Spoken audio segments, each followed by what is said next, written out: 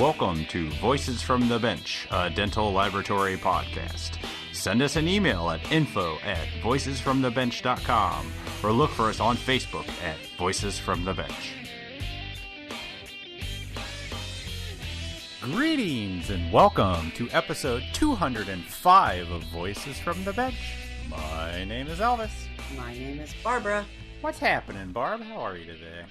I'm good. I'm getting ready to leave for Chicago. I know this goes out after Chicago, but I'm getting prepared to get the hell out of here and get into some cold weather. Oh yeah, you excited for that? Yes, I am. It was supposed to be in the 50s, but it took a sharp turn. Yeah, I know. I read it today. Like 17 or something? Yeah. Us Florida people, we like that weather.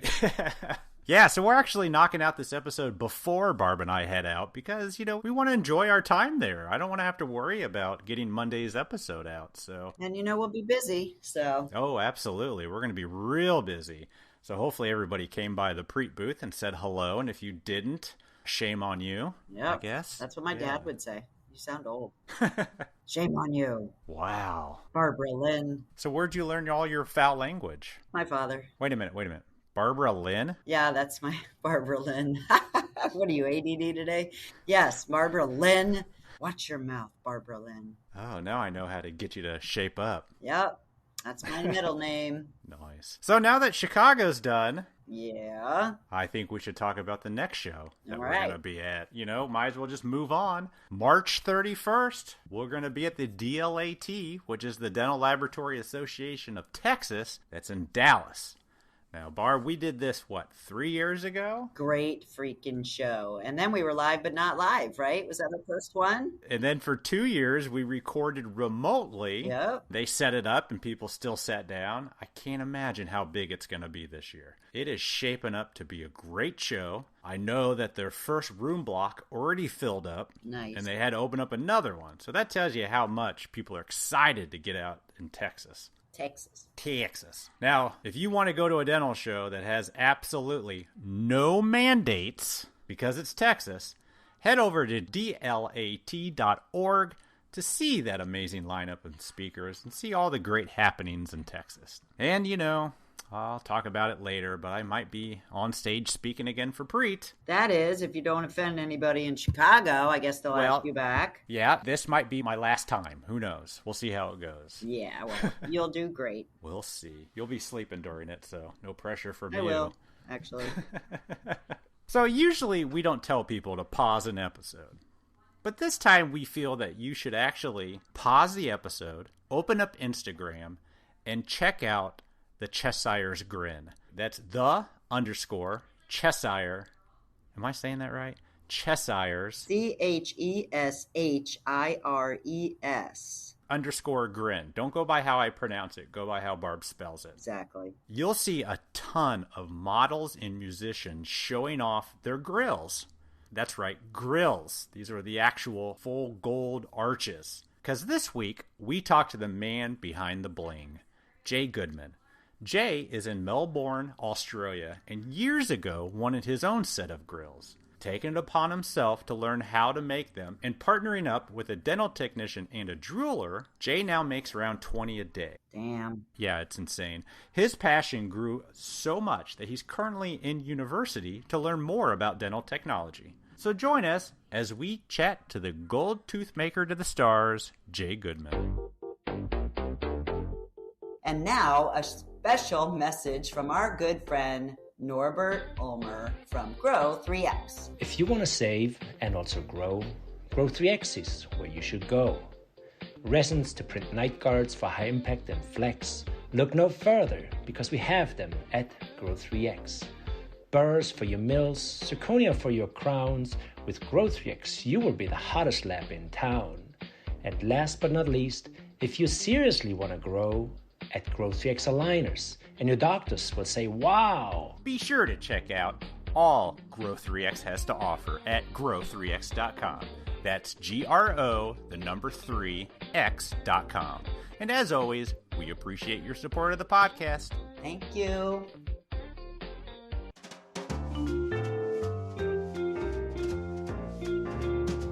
Voices from the Bench. The interview. We'd like to welcome to the podcast Jay Goodman. How are you today, sir? I'm doing really good. Nice. Just for our listeners, it's super early. So what time is it in Australia? It's not super early. It's about 9:15 a.m. Okay. on Saturday That's morning. not too So yeah, it's not too bad. We're still getting into our Friday evening, so Yeah. Lucky for you. So Jay, I found you on Instagram because you're known as the Cheshire's Grin. The Cheshire's Grin. I knew I was going to mess that up. I always have. Since a kid in Alice in Wonderland, I've always messed that up. I knew you were going to mess that up before you even started. The business partner actually came up with that name. When we decided to do something with it, I was just going to call it like Gold Teeth Australia or something. But he was like, no, we need to brand it, like we need to do something with it. And he came up with the Cheshire's Grin, not just from the Alice in Wonderland sort of take, but just the Cheshire's cat in general. So is it safe to say you make grills? Is that what you guys call them in Australia? Yeah, well, I guess that's sort of the universal term for them. I wasn't sure. Yeah, and it just sort of came about because I wanted a set, and I called up who's now my business partner now. He's been a jeweler for 16 years, and I asked him about it, and his first response was, I've never done anything like that. Yeah, we sort of gave it a little go. My first set probably took about 6 months to get right with like retention and thickness of the material and stuff like that. So yeah, my first set, by the time I got to wear them for the first time, it was a relief, but it was a lot of work. It was a bitch. That's for sure. Yeah. Yeah, well, it's dental, so it's not easy. Let's go back. Where did all this come from? Are you trained to do dental work at all? Since with the grills and stuff, I have gone back to uni, so I have done doing the diploma of dental technology and stuff. And there's a few other courses that I want to do. I really like the ortho and bending of wires and stuff like that. I found that really quite stimulating. I like that a lot. So how did you get into the industry? Like I said, we just tried out the grills, and then I think the universe sort of had my back a bit. So my business partner, he's been a jeweler for about 16 years. He's got his own jewelry studio. We had my dental models sitting on the counter, and just by luck, a dental tech with 13 years experience walked in, and she was looking at the jewelry, and she asked about that. And we were like, we're trying to make some grills here. And yeah, she was basically, she jumped on board and she helped out heaps. And yeah, she got the ball rolling. And then pretty much I learnt watching over her shoulder for a few years. But after talking to my dentist, I wanted to do some gold crowns, and she done a check on my teeth and stuff like that. And she said, look, I don't like shaving teeth down if they're healthy, so we can do like a gold veneer. So we done that. I actually made that one myself, and she put it in for me and stuff like that. And my dentist was just like, look, you're artistic. Like, I actually come from a tattooing background, and she was just like, I'll write you a letter of recommendation, go to uni, do the courses, and you can start doing some golds for me. So wow. I think everything sort of fell in place, and I'm kind of fortunate like that, I guess. So is uni like university? Is that like school? Yeah, sorry. Uni, TAFE. Yeah, I think there's a couple of different terms for it out here in Australia, I guess. So she kind of pushed you to go to school. So how long's the school in Australia? The diploma's 2 years, and there's a few other courses and stuff that I want to do later on. I'd love to get more into the CAD sort of design work. I want to play around with the 3D scanning and all that sort of technology, but it's sort of out of reach for me at the moment. The 3D scan is pretty expensive. But so you went to the dentist, and she's the one that, so normally Elvis and I, we talk a lot of people, and normally people fall into the industry, when they know somebody or they have an aunt or uncle, but it was actually your dentist that got you moving, huh? That's cool. I guess just wanting the teeth, that sort of got the ball rolling. And then, meeting Kat, the dental tech, she helped us out lots. And then one of her friends that she worked with at the lab was actually leaving to become a paramedic. So she came and jumped on board with us as well. So we had quite a team there for a little bit. And Amelia, she's now a fully qualified paramedic, and she's basically been saving Melbourne, really. Not on her own, but That's awesome. The timing of the pandemic. So we went from a team of 4 of us to now there's only 2, and one of them's still a full-time dental tech. She recently made some gold work for one of my friends, and the other one's now a paramedic, and she's been running around the most locked-down city in the world saving everyone. So it's amazing. Aww. I miss her heaps, but yeah, she yeah, she's gone on to save the world as opposed to giving everyone nice shiny gold teeth. So I think we saved the world too. yeah, we're not all heroes, but some of us are. So Yeah. Were you artistic as a child? Did you have that aspiration? my aspiration is I never wanted to work. So Oh God, that's mine too. yeah, I skateboarded for years, and then I started tattooing, and because I broke bones in my foot, and then I wanted a set of grills, and yeah, we sort of jumped on board with that, and then it's 6 years later, here we are, and I pretty much only tattoo like maybe once or twice a month now. So Wow. So, what's the market there? Are there a lot of people that do them in Australia?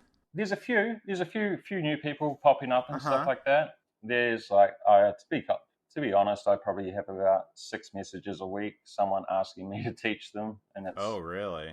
it's flattering, but it's kind of annoying. Like Yeah. I don't know. It's coming from the tattoo industry. The first thought in my mind is like, you want me to show you how to take money out of my wallet? Yeah. But at the same time too, like I used to work in a shop and there was 13 other artists, and if there's only 13 other people making grills in this country, like I'm not worried about it. But everyone's doing their thing and everyone does it differently. So All right, so I'm going to dig a little bit on that comment. So I'm a ceramist. So, I've been told that I need to get into that.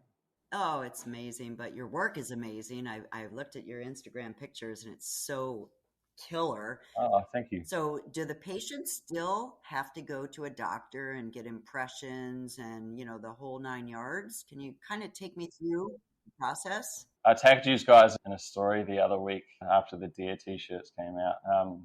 We get a lot of stuff sent to us by dentists, for sure, and like other labs and stuff like that, which is amazing because typically the impressions are on point. Yeah. We don't really send out impression kits because they just there's way too much room for error there. Like people are missing the gingival and stuff like that. Yeah.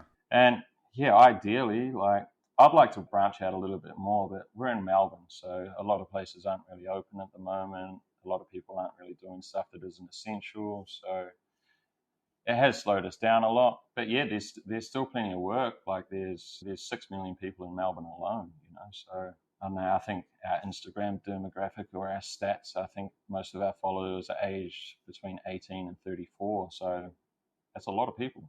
Yeah. So, do they go to you to get their impressions or do they have to go to a dentist? Sometimes they'll come to me, but most of the time it'll be through like a dentist or like through a prosthetist lab and stuff like that. So a lot of stuff through the post, which is pretty hard. That set that I tagged you in the other week, it still hasn't arrived, and I'm pretty sure the client sent it express. So express post out here at the moment it's around about a week, even though the package does say guaranteed next day delivery. So Oh, wow. yeah, the old pandemic has slowed us down a lot. So, the patient, the person, they've got to have a visual, right, of like what they're looking for. Because I mean, you're putting diamonds in between diastemas and like cuspids with, different things and jewels and stuff. So, do they design their case with you? I mean, how much of a addition is the patient? A lot of the times, like Instagram and stuff's really good. Social media is amazing. I'm pretty fast on the reply and stuff like that. But like a lot of people have seen it being done. Like Australia is sort of like America's little brother or sister, I guess. Like the people that want them already know what they want. And a lot of the people that they look up to in like hip hop industries or like actors, like you'll see a lot of people in movies now with grills, and some people are like, I want ones like the Joker from Yeah, I Suicide bet you Squad that's and stuff common. like that, So we've done similar sets a couple of times, yeah, for Yeah, I sure. bet. But it's everywhere, and social media is great. Like you can look at anything you want on social media, and it's going to pop up, and there's going to be thousands of different options and stuff. So provided you can still get retention in the mouth, like I'm willing to give it a go. Like there has been a few sets where you're sort of pushing the limits a little bit too much, and you sort of lose retention. And it's definitely good fun, but it's testing sometimes. That's for sure. Because you're making them on unprepped teeth, right? Yeah. So basically, it's on like it's just the natural occlusion, I guess, and it's on a raw dental model. Some teeth we can't do too much with. Mm-hmm. There has been like it's pretty interesting. You can sort of tell some people's drug of choice by their dental models. Yes. Oh, hell yeah. Which is something I found really, really interesting because, yeah, you can tell a lot from someone's dental model. Yeah, you can. Yeah, and a lot of people, they're like, oh, I don't grind my teeth. And I'm like, your models would suggest otherwise. But they're meant to slide it on and off, right? Yeah, so they're custom fitted. The mouth sort of does have like a little bit of natural retention and stuff to it.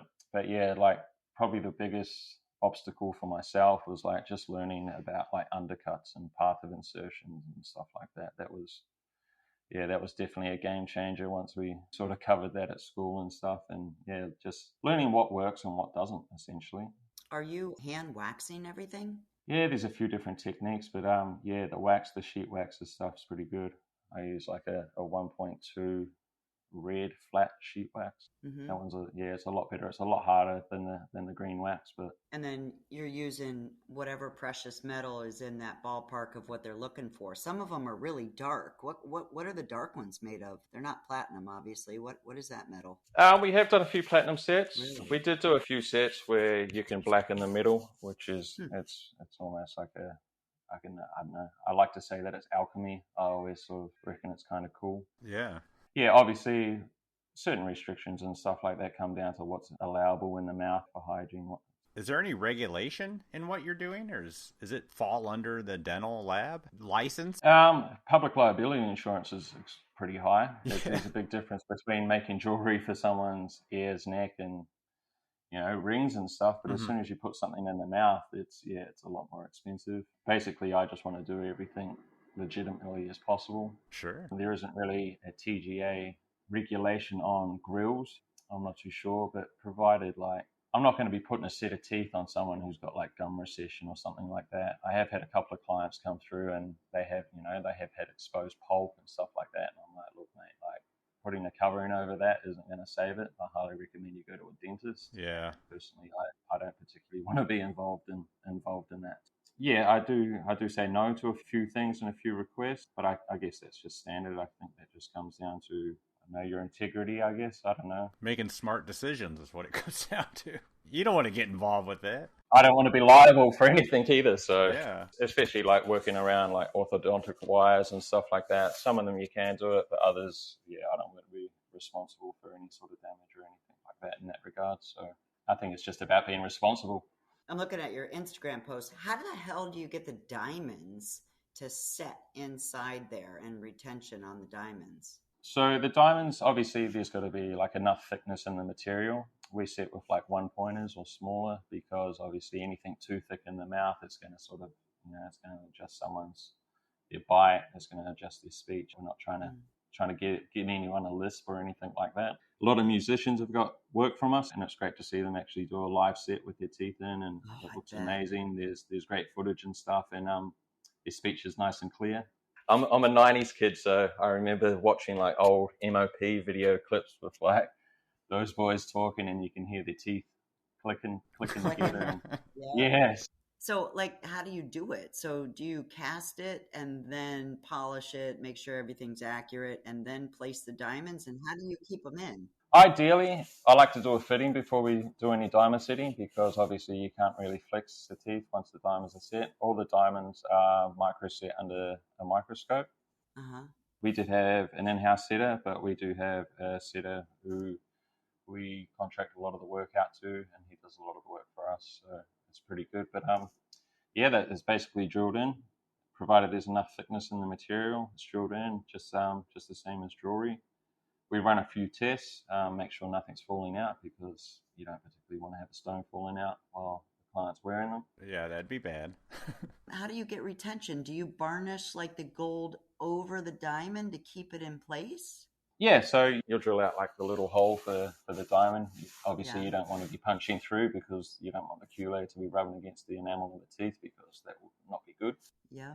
And there's typically, depending on the set, like there's a few different setting styles and stuff like that. You can grain set it and stuff like that. But typically you get under the microscope and you get the little ball burr and you burnish over the claws, over the top, and go from there. So they've got claws just like a diamond ring. So you've got prongs that go over them. Yeah. So essentially, you're pave setting them, and depending on the number of stones, like you might.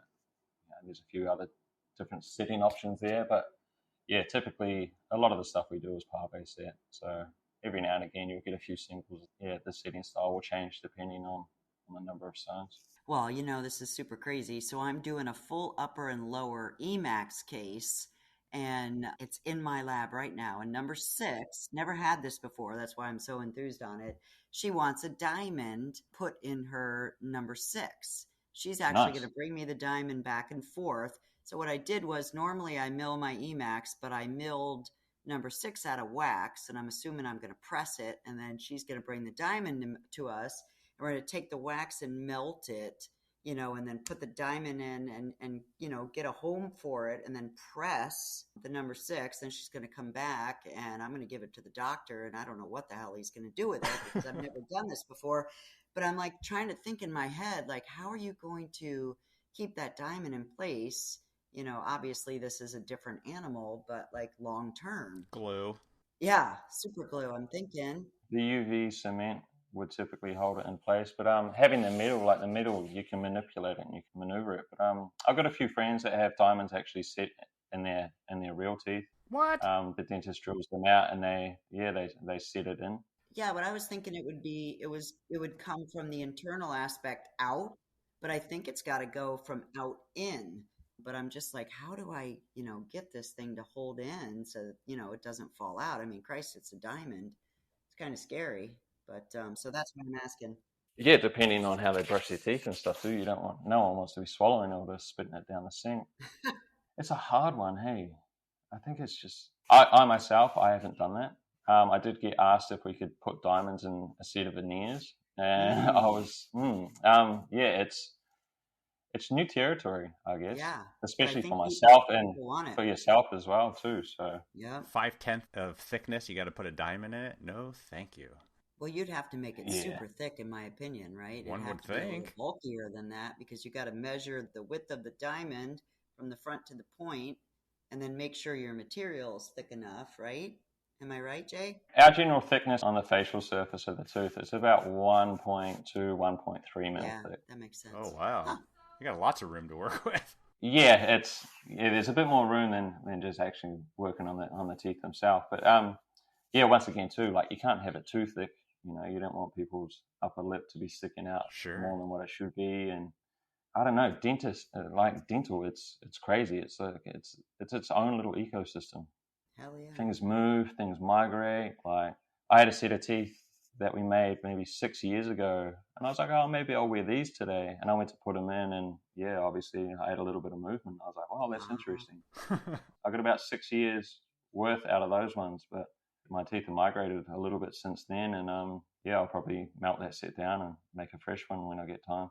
There you go. Invisalign needs a gold aspect. Oh, it's so many people ask if I can do that, but obviously you need to be experienced in that. I'm sure I could make the bite splints and stuff like that, but I wouldn't know how to manipulate the teeth in the 3D world and then redo the splint and stuff. And we definitely don't have the equipment for that.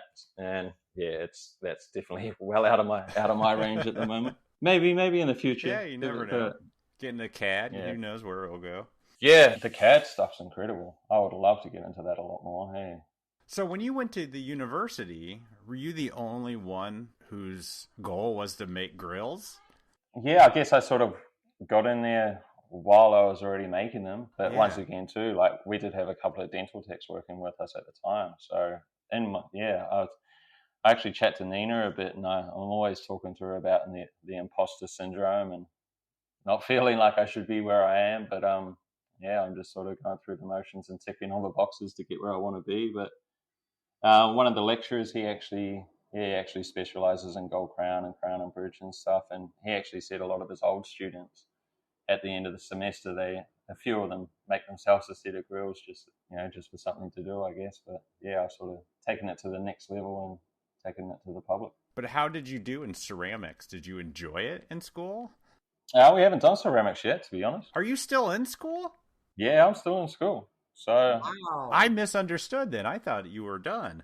Nah, I wish. I reckon I'm probably going to jump on a few other courses and stuff after this one, just because I'm sort of in that learning mode again, I guess. Yeah. And I want to tick as many boxes as possible. That's basically it. That's actually my goal. I just want to tick all the boxes. I want to there's so much stuff that I find interesting, and the more you learn about it, the more you're like, I want to do this, or I want to figure this out. So yeah, I'm enjoying it. You sound like a technician. Yep. Well, I've been told that you can tell that I'm a baby tech. I'm still full of enthusiasm and keen and hungry and hyped on everything. Give it some time. Yeah, but I don't know. It's just fun. I like learning. I think I've just constantly got to be stimulated in that regard, I guess. No. Eventually, the school will teach you ceramics and then like removable work, dentures, partials, right? We've done all the dentures and the partials. Oh, okay. Did you enjoy that at all? I enjoy waxing up and like matching the bite and stuff like that. And I don't know. I'm not a fan of investing. Yeah. Yeah, I don't know. And it's a hard one too because the wax is a lot softer. Oh, it's totally, yeah. Yeah, and I'd almost rather clean it up once it's been cured as opposed to in the wax. But I don't know, the partials are heaps of fun. Anything with like the wire and stuff, I find. I don't know. I think it's just working with the metal, I guess. Hey. So do you think you'll ever start doing more dental lab restorations? Or do you think you'll stick with the grills?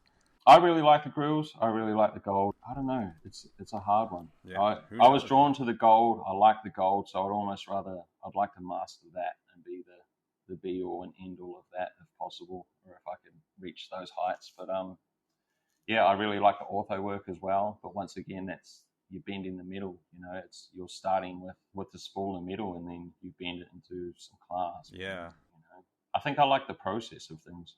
I like the process as much as I like the finished product, I guess. Hey, I don't know. It's a hard one to sum up. Yeah, no, it's good stuff.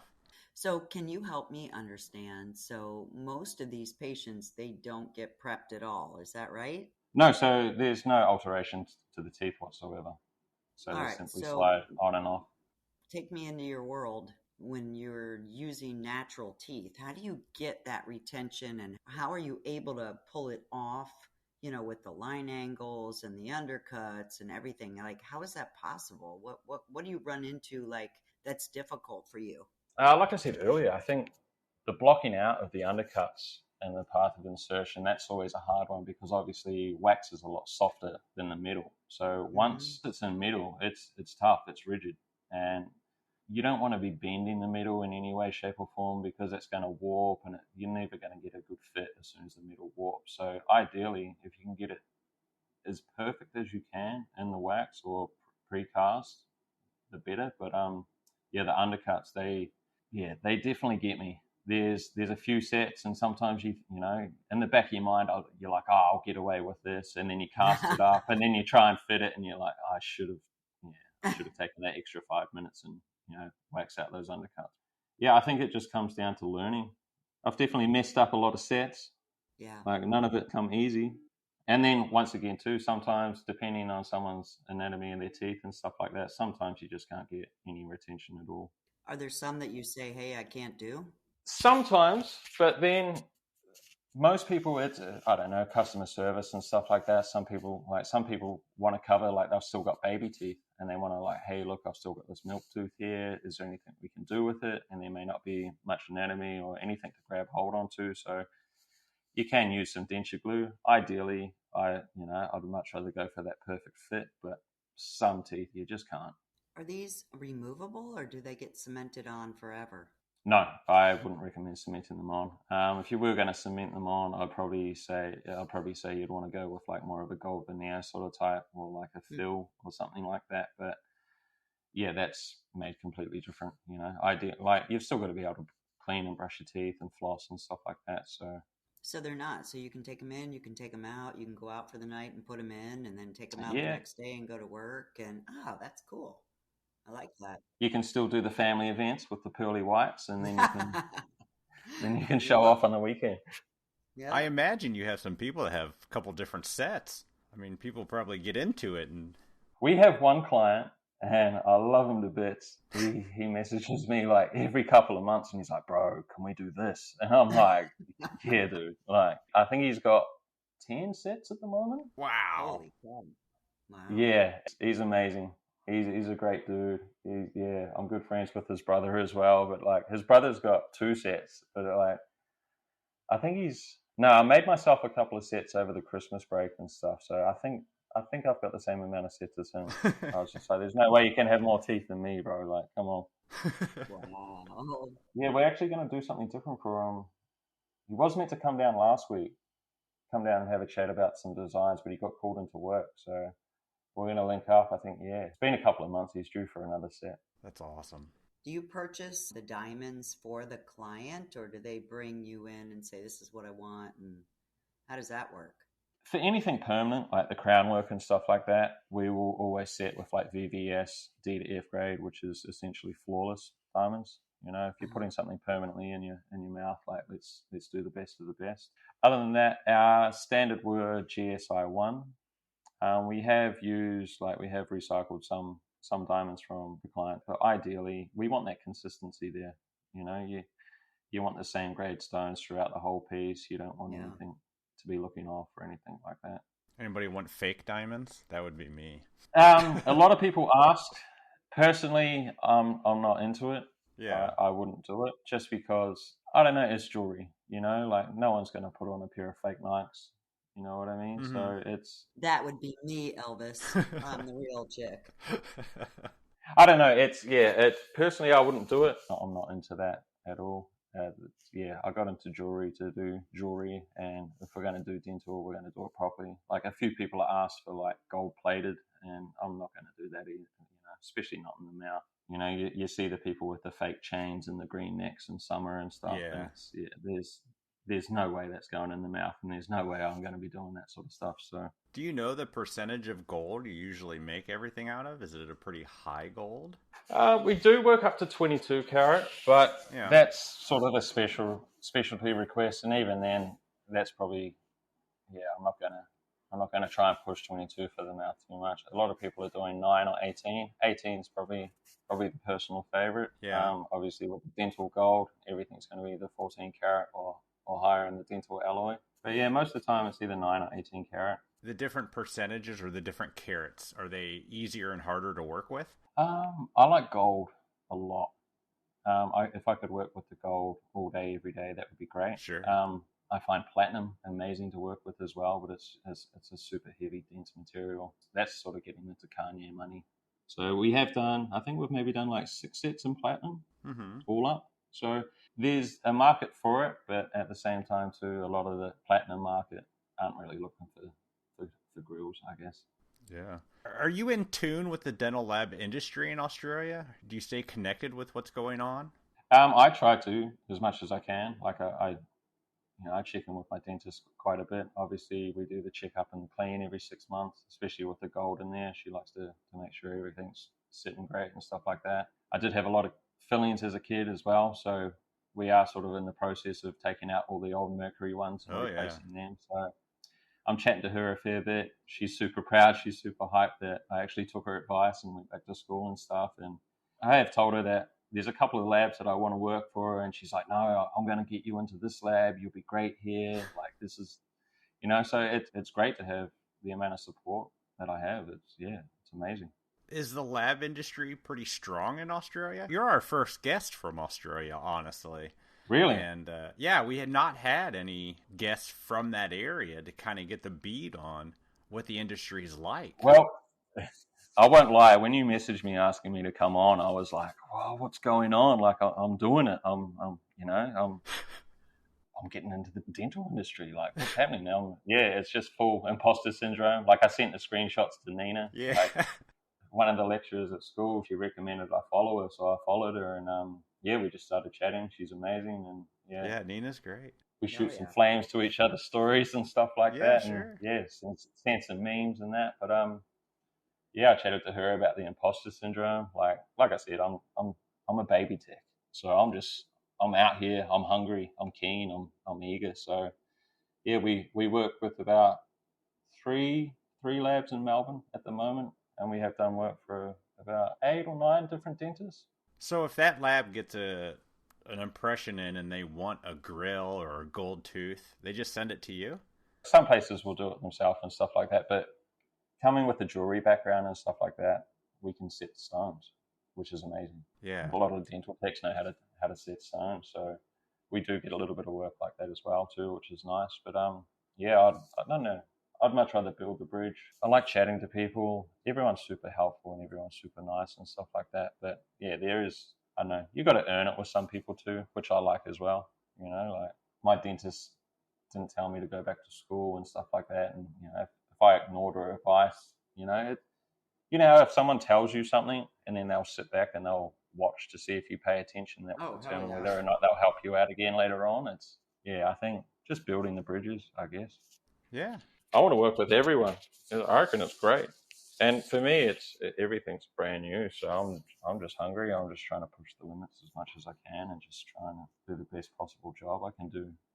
Like, we guarantee our work as well. Like, I pretty much treat it like I tell people I treat it like a hand tattoo. Like, if I was to tattoo your hands or your fingers or your knuckles or something and some of the ink was to drop out, I'll touch it up for free. So if I make you a set of grills and, you know, you have some dental work done, you get your wisdoms taken out or you have a different extraction and something moves, like, come back and see us. Like, we'll make the adjustments and we'll get, have you fitting right. So that's nice.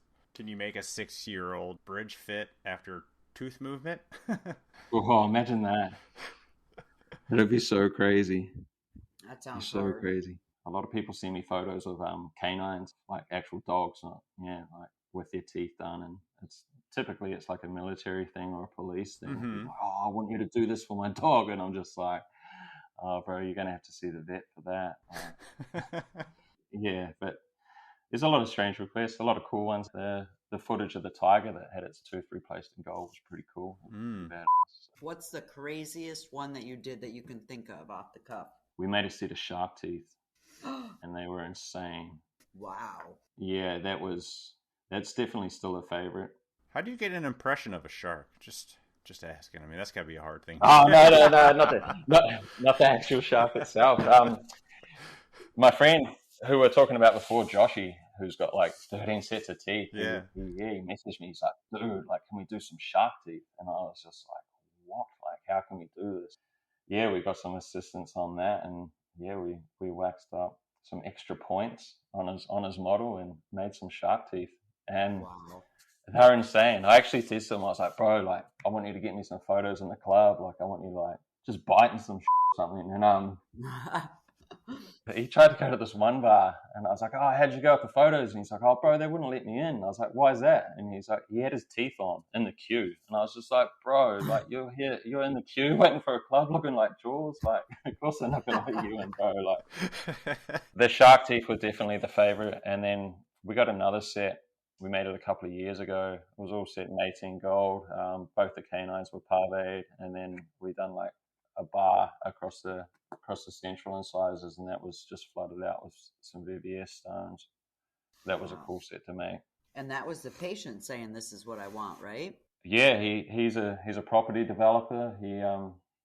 He came through and he's just like, "This is what I want." He knew exactly what he wanted. He knew exactly what stones he wanted, and I was just like, "Wow, like, you're the perfect client." Wow. Yeah, the first set that we made for him, there was a couple of undercut issues. It didn't cast up right, and we redone it, and then perfect fit. Fitted great, and he was stoked. That's cool. What about fangs? You do a lot of fangs? A lot of fangs. I imagine. Yeah, fangs are great fun to make because obviously you still want the client to be able to open and close their mouth without any obstruction and stuff like that. So matching their bite and stuff is heaps of fun, and then just shaping the fangs to how they want them. And I really want to do like a little bit more extreme, and I want to do like almost like some boar tusks or something from the lowers. I reckon that would look amazing. Oh wow. I think I've seen a couple of sets online, and I was just like, they look so tough. It's more for the photo and the aesthetic. They sound heavy. Yeah, I can imagine they would be. Hey, do you have to have like a thickness between your connectors on each of the teeth when you're doing like a 6-unit lower to get it to where it doesn't warp? Or have you had to work out the fine details of that? Yeah, certain materials will behave differently, which is always great fun to figure out. A silver set's obviously going to be a little bit thicker than a gold set, and then depending on the gold, I've just sort of come to the realization that 9 white is actually pretty soft in comparison to 9 yellow. So ideally, depending on the teeth and the case, sometimes, like, I don't know, it's a hard one because you don't want to sound like a used car salesman trying to talk someone up. Yeah. Being like, hey, look, this, you want 9 carat white gold, this is really good, but the style that we're going for and stuff like that, I'd recommend that you do it in 18 carat. But obviously, that's going to come with a higher price tag and stuff like that. And some people take the advice, which is great and it's amazing, and we get a better result at the end of the day. But then, like, we have had a few other sets, like quite larger sets in 9 white, and obviously because it's a little bit softer, there will be a little bit of clay in it and stuff like that. And I got one set at the moment that I've had to redo because it didn't work out the first time, which was a bit of a pain, but we live and we learn, I guess. Yeah. So what do? You take the wax, you take it off, and you measure everything to make sure it's at the measurement you want, and then if it's not, you just keep adding until it gets there? Yeah, ideally, I don't want to be taken on and off the model all the time because it's going to warp it and stuff like that. So I guess it's the same as waxing up a crown. Ideally, you want it done the best you possibly can before you start taking it on and off, because it's going to mess with the margins and stuff like that. But the little spring gauges, they're amazing. I love them a lot. Obviously, the wax ones, they're not going to punch a holes in them like the jewelry ones, but they're definitely an essential item. I have had a couple of sets come out and they've been wafer thin, and you can just bend them. Oh, that would be so easy. Yeah, and it's not good. And I will admit there has been a couple of times where I've like overworked a set and I've like punched through, and not fun, especially when you're sort of coming to the end of the piece and it's almost done, and then all of a sudden, there's a big hole in it, and it's right back to the start. So there's no way you can repair, like laser weld or do anything if that happens? Do you have anything like that that you can use? Sometimes you can. We do have access to the laser welder. One of the other jewelers out here, he calls it the cheat box, which I find pretty funny. But it's definitely saved me a lot. We have a little shrine to it, and every time it's saved me, I burn an incense and put some money down to it. So yes. But unfortunately, there's been a couple of times too where I've worked a set too much and it's too thin, and we've tried to laser it and it's too thin, and it just blows bigger holes in the piece. And that sucks. Sometimes it's just faster to just recast it, start from the start, than what it is to try and build it back up and work it back. So there's definitely been a few sets where we've spent way too long on the laser trying to save it, and it's just been there, done that. Oh yeah, we've all been there. It's that hard one trying to figure out when to cut your losses and redo it. It's truly the magic wand of our industry. Yeah. Oh, it's incredible. Yeah, it's definitely saved us a lot. Yeah. So I'm curious, Jay, you always have to have an upper and a lower, even if you're just making an upper? Not all the time. Ideally with canines and stuff like that. You don't need a fully articulated hinged model or anything? We do have a few sets of articulators and stuff. I cracked up at your last one of your memes you put up when the job's done and you get to smash everything off the articulators. I was cracking up at that. I was just like, I've definitely had a few sets where I've taken to with a hammer afterwards. Oh, it's fun. Oh, God, that one's done. Yeah, depending on the teeth, what they're after. Typically for canines, like all canines, because obviously the other corner of the mouth, I always request like the uppers and the lowers, especially for extended fang work. Most of the time, you can follow the anatomy pretty good. Yeah, there's no really real need. Yeah, most people have got like that overjet and stuff for the uppers as well too. So yeah, that's always good. How many do you think you make in a day? Oh, I was trying to test this out the other day. Granted, there was a couple of larger sets, but I sort of broke it down into units. And you're sounding like an experienced dental technician here, man. I think anytime something's gone wrong, like say if there's no retention or something like that, I've pretty much in my mind I've gone back right to the start and I've gone over my whole process again, and I don't know, I think I just question everything to the point where I'm like, no, it's not that. Mm-hmm. I've done this is tried and proven, it's not that. So figuring all of that out was probably the hardest part. But once you sort of get there, it's good, but it's just, I don't know, it's teeth, But yeah, I broke it down. I had about 40 units there. I was like, all right, cool. I started at 8 a.m.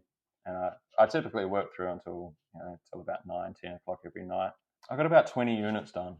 Wow. And as I was telling my business partner, I was like, oh man, I reckon I could have done more, but it was a super hot, muggy day, like my little space. There's no windows in there. It's, I think it used to be like a walk-in wardrobe. It's a tiny little 6x4 cell or unit. And yeah, it was a super hot day out here, and yeah, I just had to have breaks. There wasn't much ventilation. Yeah, so I had a lot more breaks than I probably would have. But if it was cooler, I reckon I could have maybe done more. That's insane, though. I mean, that's a lot Yeah. for just one person. Well, I just wanted to see. I wanted to go, all right, cool. Like let's see how many I can do. But there was a few larger sets in there, which was good, and I got them out of the way. Just figure out like time allocation and stuff like that, and all right, how long does it take me to do this? Because a lot of the times I forget to sort of, I'll map out my day, or and then I never allocate time to eat, or No, like you don't. you just work through, and then like I think You got to go to the bathroom, man. yeah, stuff like that. Like you don't plan for it. You don't allocate No. like time for that. So like some days you could be back to back, and then other days like I blinked the other day and it was 7 o'clock and I hadn't even had breakfast, and I was like, man, what am I doing? I haven't had breakfast, I haven't had lunch, and it's 7 o'clock and I'm still working. Like, man, I should probably get up and eat. And the demand for people wanting these is that big. Do you ever slow down? Do you have times you don't have as many to do? Not really. The hardest part is obviously we've just gone through the Christmas break, so Yeah. everyone wanted their teeth Oh, prior to God. Christmas, but then suppliers shut down, stuff like that. A lot of the suppliers will shut from like the 20th of December until like some of them till the 20th of Jan. So there's like a month where you can't get anything. So you just try and plan for it, try and have everything in stock and ready to go. But then obviously there's public holidays and stuff in there too. But typically, like, I work the tattoo convention. Sometimes I'll come back from an expo with like 40 plus orders. Wow. And then, yeah, it's insane. It's relatively new in Australia. Like I said, I think there might be like 13 people out here making grills, and that's the whole country. I guess we were lucky, like, coming from the tattoo industry, all of my friends have got teeth. And I know a lot of tattooers, and then tattooers see more people. Tattooers and barbers see a lot of people in a day. Yeah. And Wow. it's word of mouth, people are like, where'd you get that? And yeah, before you know it, it just snowballs and it goes wild. Like when we first started, one of my friends actually got interviewed on TV at one of the tattoo expos with his teeth in. Really? And yeah, his phone blew up, and then my phone blew up, and that's sort of when we were like, oh, maybe we should do something with this. Like, there's a demand for it. So I'll say. I'm a little shocked with the demand for it, honestly. I don't know anybody that wears grills, probably, obviously. I find it fascinating. Totally, obviously. I don't. it's in the back of the mind. So we've obviously spoken now. You've got us on Instagram and stuff. Like, I'm sure you'll probably notice it a lot more. I now, do. Yeah, if you're not paying attention to something, you don't see it. But as soon as you sort of notice it, it's everywhere. It's crazy. Like it's another form of self-expression, I guess. And then I don't know, like I'm a 90s kid, so I like all the old hip hop. So your Instagram, you've got quite a following. When did you start the Instagram, and how quick did it take off? It's pretty funny. Like I got rid of all social media in like 2011. So when I got Instagram back, a lot of people were shocked. They were like, "What? Jay's got Instagram? Like, what's going on? Jay hates social media." Everything's organic. It's, our clients, our friends, like everyone shared it. It's been great. Like I think we've only spent, in 6 years, I think we've spent like $1,700 on ads. And that was early when we started. And I like to give back. Like me and my business partner, we sat down and we're like, all right, cool. For every 5,000 followers we get, we'll give away a set of 6. And we'd done that, and then I put a poll up, and I was like, oh, should we give away a set of 6, or should we give away 6 singles to 6 different people? And then people were like, oh, let's do the 6 singles. So that worked out really well. And then, every time we get close to, the denomination of 5,000 followers, like the momentum of that picks up again. And I don't know, like if someone shared our posts and stuff like that on their feed, and it's still like, if I can still find it, when I scroll through the tag photos, like they're an automatic entry for the next run. So I think we're at 12,000 followers at the moment. So we'll do another giveaway at 5,000. So all these people that you see on your Instagram, they're not staged advertising photos. These are people that took selfies and tagged you. A lot of them actually get like professional photography and stuff done. A lot of them are models. We've got a lot of dancers. We've got a lot of musicians, we've got a lot of tattooers. So you get great action shots. You know, when the tattoo expos roll around, everyone's there looking their best. Everyone's got their teeth in. Yeah. We've got a lot of models that will just, you know, a lot of them are, you know, they'll be doing like, yeah, just their OnlyFans hustle or something like that. They'll be doing a photo shoot, and then all of a sudden they just take their teeth and they'll just do like a couple of cheeky teeth shots for us, and it's incredible. Like the support's insane. So I don't know, I like to support as much people as I can. If you know, if people are hungry and they're out there doing it, like I'll support you. But there's a lot of people that want a lot of stuff but aren't willing to do anything for it. But I think people don't realize, like, they want to get put on without doing the work, but doing the work is how you get put on, I guess. Yeah. It's probably the easiest way to sum it up. Yeah, it's a lot of truth there. Everyone who's like part of the team, like they go hard. Like one of the boys, he's a producer, slothy, and he's insane with his content. He's got YouTube channels, he's got accounts on every sort of platform, he's got support groups, and it's insane. Like, we get so much work through him, and yeah, it's just everyone works together, and it just works. So yeah, the support network. He's a amazing producer. Yeah, he produces music. Oh, So wow. he produces a lot of the hip hop artists and friends that we've made teeth for. So yeah, it's just a big web, and once you're in that little network, it's amazing. But yeah, you get that invite to the group chat or the support network, and it's like, wow, all right, cool, it's on, and then everyone's great. So, Barb, when are you going to get a set? I'm very fascinated, to be honest with you. I've talked to my son about it, and my youngest is 16. Whereabouts are you based?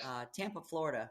Oh, so many people down in there in Florida will be able to sort you out. Yeah, it's just amazing. Is it big here in the States? Am I just that underneath a rock? I think it is, but I don't think it's done too properly, to be honest with you. Not like what it sounds like Jay's doing. A lot of people are doing it quick. Yeah. Like there's a quick turnaround and stuff like that. It's a very precise thing because, you know, I don't know, I guess it's a precious metal mouth guard, essentially. Yeah, but when you're doing it, you're also thinking of anatomy and morphology and things like that, aren't you? Yeah, like we definitely are. Like I said before, like I want to do everything to the best of my possible. Yeah, but I imagine there's tons of people out there that are just making chiclets out of gold. I don't know, like we guarantee our work. You know what I mean? Sure. In 6 years, if we've had a set that hasn't fit, I think we've like refunded maybe 5 people in 6 years. Yeah, and nice. That's without, like, you know, if I've tried, like one client we had, he was amazing. There was a bit of back and forth, and we tried like 4 times, and we just couldn't get that retention. And I was just like, look, dude, like I've tried. Unfortunately, we can't do it. Like, what's your bank details? I'll sort you out. But yeah, I think we have like 93% perfect fit first time, and then the other 7% will make some adjustments, and then they're good. But it's teeth. It's you know, things move, things change. So all you can do is guarantee it and do your best. Well, I think they're gorgeous. They're amazing. Thank you so much. Into it. Like I'm just fascinated by it, especially the fact that they don't cement them in, so they can put them in, they can take them out. I always thought, you know, like they cemented them in. And I think here in America we do that. Like they're permanent. Some people do. Like they'll make the teeth individual so that you can still floss between them. But then your occlusion is just flat. And then I'm like, well, how do you, like, it changes people's speech and stuff like that. Yeah, like I can see that. I think it's because it's like an addition to their teeth and it's not a replacement for their teeth. Like normal, you know, you get a prep, so you make everything smaller and then you build it back up. But this is kind of like an overlay to your teeth, and, you know, it has to be 2-3 thick, you know, so it doesn't warp. And so you've got space that, you know, it's carrying, and I can see where they would change their speech. Yeah, it's no, that definitely with the uppers, especially in Australia, we're pretty lazy with our speech, so you've got to pronunciate your words a little bit better. But you said it, not us. Yep. Yeah. But like I said before too, like we got hip hop artists and stuff like that, and other musicians. They get on stage and they'll do a full set with like uppers and lowers, and it sounds just as good as any other live set. That's nuts. It's so good to see. Especially a few of the boys, like they've been doing some big stages, hey, and it's crazy. They're there with their teeth in, and it's like, we made them. Like, oh, heck yeah. I'd be super proud of that. I mean, because it sounds like all of the people that are famous, models, dancers, you know, they're all kind of heading in that direction if they're into it. Yeah, and it's, I guess, the people that want them already want them. Yeah. So you don't really need to sell to them, but like ideally it's breaking into that next market. Like there's a few grill makers that have done it and they do it amazingly. There's a few people that are just absolutely killing it. The guys at the Crown Collective in the States, Everett, his stuff's amazing.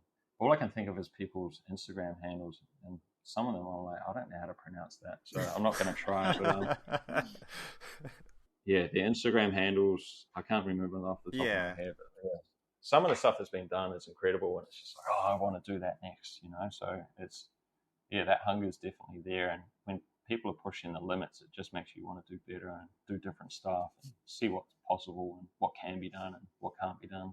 I like your attitude. What's your future look like, Jay? Are you just going to keep doing what you're doing, getting better at it, expanding the market? Ideally. Yeah. I reckon I'm probably going to do a few more courses. And I don't know, I'm sort of in study mode. Good for you. Like you know how you sort of go in waves of not wanting to learn and stuff like that. I'm back in study mode, so I'm probably going to stick out uni.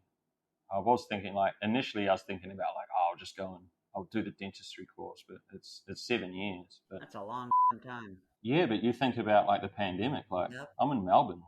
You know, we've been in lockdown for the last 2 years, and that 2 years went kind of quick. Now that you look back on it, at the time it wasn't that fast, but 2 years goes pretty quick, and then 2 years turns to 5, and 5 years turns to 3, and then you're done. 3 to 1, and then so there's always that possibility. But I don't know, I just like to of becoming a dentist, huh? It's super optimistic, I think. That's awesome. Yeah, well, initially when my dentist was just like, you should go back to school, I was like, be a dentist, and she's like, oh, maybe you won't like the theory and stuff like that. But now that I'm back at uni and stuff like that, I reckon, I don't know, we'll see how we go. Yeah. Well, good luck. See where life takes me. And the best thing with it too is dentistry will never be considered non-essential. So there's always going to be work. Exactly. That's what my dad used to say. People always need teeth. Yeah. Yep. Liquor, churches, and teeth. That's the 3 guarantees in life. And sex. Oh, okay. I was just thinking about the things I pay for, but okay. Well, Jay, thanks so much. I've learned a ton. Well, thank you so much for inviting me on. Like I said, I've got full imposter syndrome. No, this is fascinating. Yeah. My girlfriend just told me about that term. She said she felt like an imposter. I said, what the hell? And she sent me, exactly what that means. And, I think most of the people that are super smart and overachievers, sometimes you just get that because you don't think that you belong anywhere, but it's just so untrue. Obviously, for you, after talking to you for an hour, I don't even think that. But sometimes we have to talk ourselves out. It's definitely a strange feeling. And I'm looking at all the people that have, done it before me. I'm looking at them and their standard and stuff. And I'm like, all right, I've got to get there. Yeah, just be proud of yourself. Screw that imposter stuff. Oh, thank you so much. Yeah, you're doing some cool stuff. You can't shake it, though. I know. Maybe if I get some sort of external sort of acknowledgement or something like that, I win some awards or some get some acknowledgement from my peers. But I sort of felt that way when you asked me to come on. I was like, oh my god, they want to talk to me. Hopefully he won't mispronounce your name with any luck. Yeah. You're part of the dental community, Jay. I mean, exactly. You're part of all of us crazy people. Yeah. So. Yeah, I've heard that it sort of takes a special kind of person. Totally. You got to be a little crazy. Just saying. Yeah, hopefully I'll fit in there somewhere. I think you're going to be fine. Jay, thank you so much. Thank you. Oh, thank you so much. Appreciate it. We'll talk to you later. I feel so honored to be on. Hey. Have a good one. All right. Thank you so much.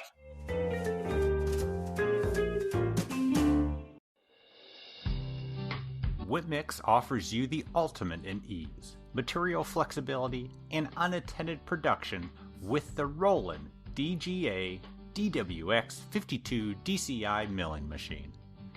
The popular Mills automatic disc changer expands your lab's production and profit using a 6-slot automatic disc changer, 15-station automatic tool changer, and several other automated features.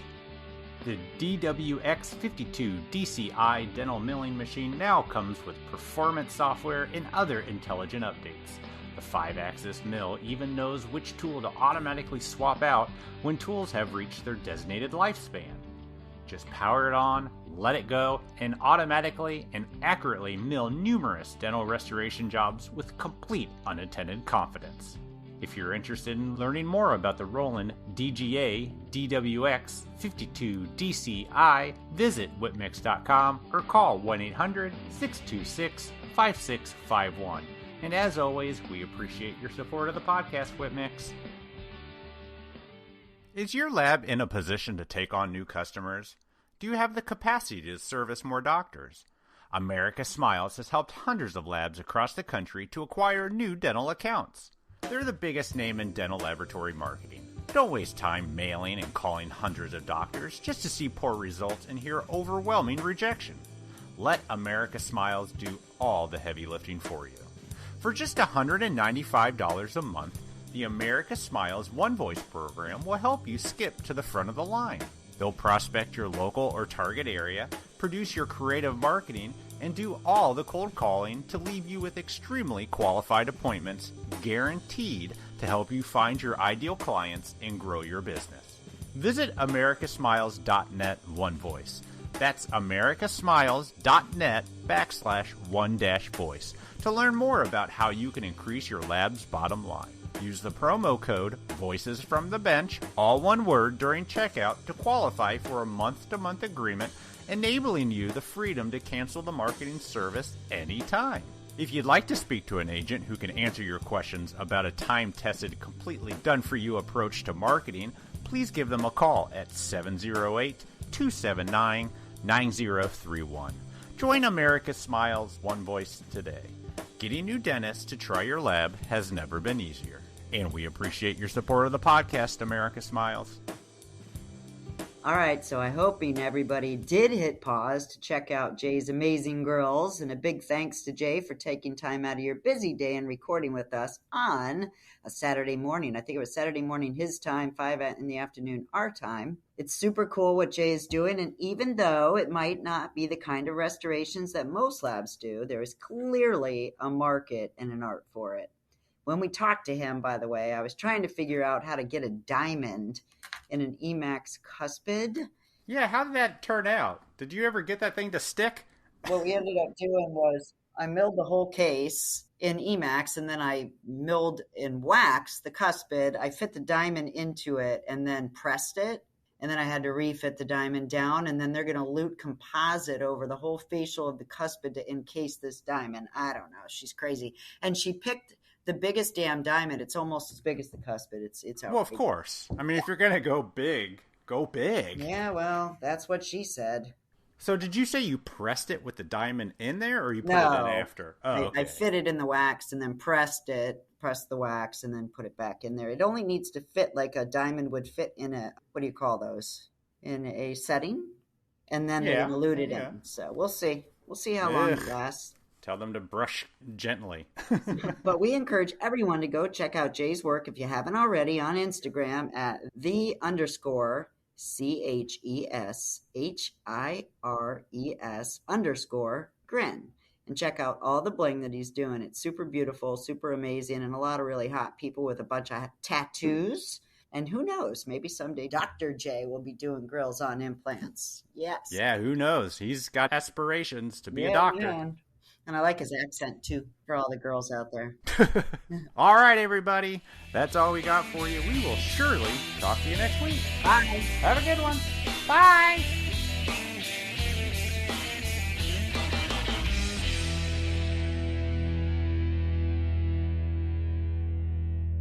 Be more enthusiastic. Bye.